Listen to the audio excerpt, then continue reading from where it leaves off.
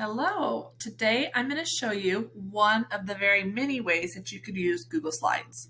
For today, I'm going to show you how to use Google Slides to make an amazing class newsletter. Okay, so as you can see over here, we're just on our Google home board. I'm going to go up to my 3x3 grid. We call it the waffle. I'm going to click on Drive. Over here in the corner, I'm going to click on New, and we're going to go down to Google Slides. Okay, so here we have a new blank untitled presentation for Google Slides. I'm going to close out of this. Now, since I'm using this for my newsletter, you can choose the orientation however you want. You could choose to whatever size you want. But for me, I like my newsletter to be in portrait mode. So I'm going to go over here to File, down to Page Setup.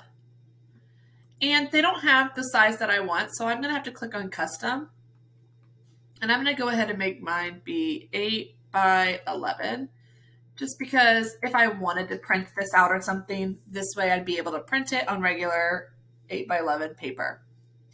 Okay, so here I've got a blank template. Now, I know that there are so many different websites out there that you can go get a template from and just plug in your information.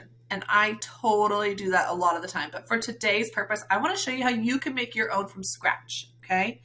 So what we're going to do is we want to give our newsletter a heading. So let's go here, and I'm going to choose some shapes. And again, you get to mess around and choose your idea. You can get inspiration from Canva, any other web, there's like Slides Go or Ditch That Textbook, all sorts of different ones. Okay, so I'm going to do Mrs. Cole's newsletter. It's going to be what I call my newsletter. I know, very original.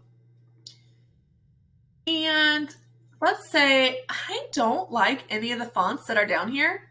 You don't have to be limited to just these. You can click on more fonts if you want. And I'm in the mood for something more handwritten looking. So I'm going to go ahead and choose Patrick Hand. Just in case my students are reading it, I want it to be a nice, easy font for them as well. And I'm going to go ahead and change my font here. Oh yeah, that looks great. Okay. And we'll leave it like that. Now that's kind of boring though on the color. So I'm going to go over here to my paint bucket and I'm going to click on a custom color because again, I don't really like the colors that they have for me. I know, I'm picky. Okay, here we go. So let's go up here, do a fun pink, and there I've got my heading.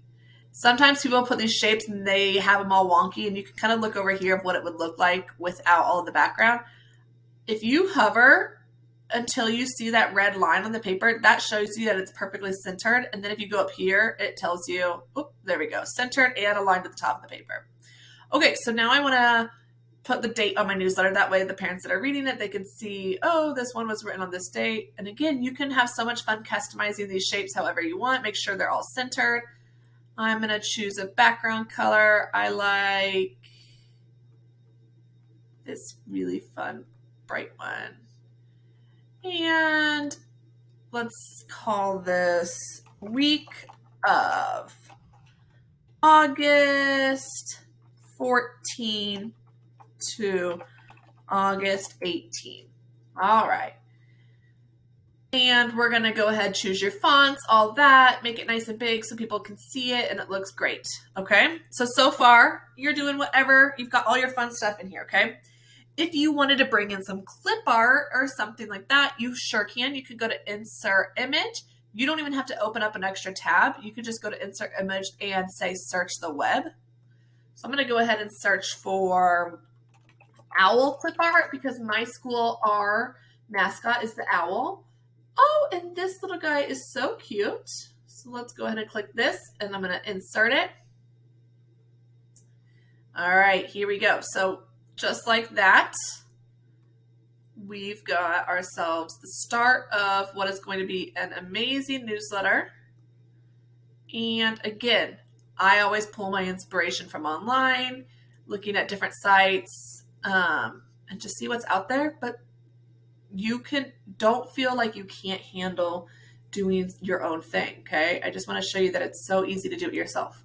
Okay, so there we've got a cute little heading, and now we're going to go ahead and leave a box for where we can say, a note from the teacher or something. So, I'll call it a note from the teacher. And we're going to, again, center this. I'm going to make our fonts match, look really good. We're going to choose a nice fun color. Again, here we go. And make that blank. Okay. And then let's go ahead and right here. And I know I'm kind of going through this quickly, but I just want to show you that just like some basic stuff here. Okay. And if you don't want it to be centered down here, you can also go over here and make it type. Okay. So then in here, I'd say, this was a wonderful first week of school. And then you could go on and share whatever message you want to send to your families. Okay. If you want to have something down here for like important dates or something, maybe I want to put another image. I'm going to search the web again. I'm going to look for a calendar. That way we could say like, mark your calendar to parents. And let's just do, I like this one here. Nice and simple. Maybe. Okay. So as this loads, you can go in and you can type whatever message you want. You can put extra text boxes, add extra images from the web. You can do all sorts of stuff. Here's our calendar. And then maybe I'll just have like another text box that has important dates or something like that. Okay. So as you can see, this is a very bare bones skeleton looking calendar. Okay. Or not calendar. I'm sorry, newsletter, but I'm using these guidelines big to help me line up everything. And so then from here, what I'm going to do, there we go. We'll say maybe August 30 is the pancake feed. Okay, so here we go. So we've got our newsletter. We like the way it looks. You did it yourself. Yay, you feel so proud. I always want to title the newsletter. So we're going to call this, we're just going to call it newsletter for the year 23-24. Okay, this is my little pro tip for you when you're using Google Slides. You could just share out the link of this newsletter right here to your families. But then if they want to go back and look at this newsletter later, like a week later to reference it or something, and you're already working on the next week's newsletter, then it can kind of get a little fuzzy. So I like to make a copy of each week. So what we're going to do is you're going to go to File, download this as a PDF. Okay. And even if you put links in here, the links still work as a PDF. So then I'm going to go back over to my drive and I'm going to create a new folder. And I want it to be called Newsletters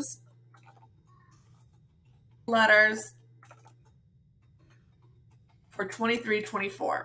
Okay. That way, this folder, one, I could choose to share this entire folder with my families. And this is actually something that I often do, just so that they have reference for any newsletter we've ever had for the whole year. They can always go back and look at something like, oh, I know she mentioned it a couple weeks ago, and then they can pull up all my newsletters. So you could share your whole folder. But for right now, we're going to go in here, and we're going to grab that newsletter that I stuck in here. And now that it's in my folder, I'm going to rename it for the week that it was. Okay. And here is my August 14th newsletter. Now I could share this out with families. If I wanted to put a link in it, again, remember, if you're doing this and you want to add a link, so say maybe I taught, actually, let me make it even easier for you. Say you want to put in a video because this week the students learned about doubles in math class. So we're going to do doubles math. And this is the video that we showed. It was really good. You're going to insert it. So here we go.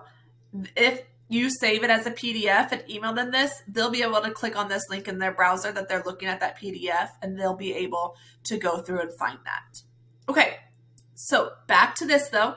So here's that newsletter. Now what you're going to do is you're going to go to share, and you're going to make sure that it's not restricted, okay? Anyone with the link can view. This is a really important step. Make sure anyone with the link can view it. Otherwise, they're not going to be able to see what you're sharing. Then from there, you're going to copy the link, and then you can just go ahead and go to your email and send out that link.